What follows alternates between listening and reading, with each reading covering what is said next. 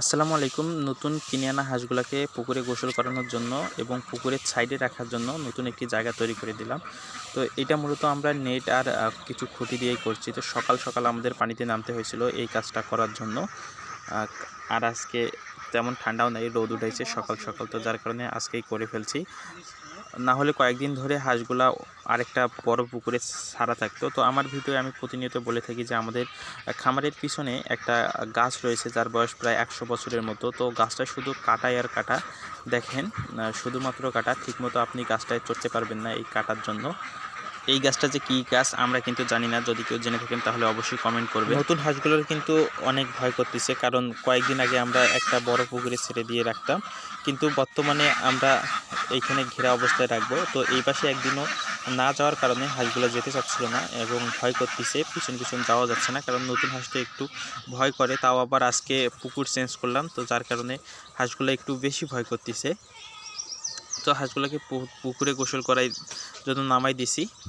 হাঁসগুলোকে প্রথমে আমরা আমাদের সাইডের ওই পুকুরটায় রাখছিলাম, কচুওয়ালা পুকুরটায়, কিন্তু ওই পাশে হাঁসগুলোকে রাখবো না, কারণ ওই পাশে যাওয়া অসুবিধা, যার কারণে আজকে এই পুকুরটায় নিয়ে আসলাম এবং এই পাশে ঘেরা দিয়ে রাখছি।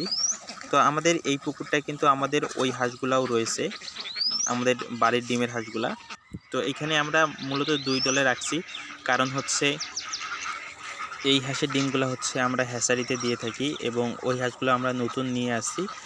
আর ওই হাঁসগুলোর ডিম আমরা হ্যাচারিতে দিব না, ওগুলো বাজারে বিক্রি করব। আর শুধুমাত্র এই হাঁসগুলোর ডিম হ্যাচারিতে দিব, কারণ এই হাঁসেরগুলোর ডিমের একটু দাম বেশি। কারণ এই হাঁসগুলো শুধুমাত্র দেখেন জিগনি, এখানে খাকি ক্যাম্বেল অন্য কোনো ধরনের হাঁস নাই, শুধু এখানে জিগনি হাঁস রয়েছে। তো যার কারণে এই ডিমের চাহিদাটা একটু বেশি।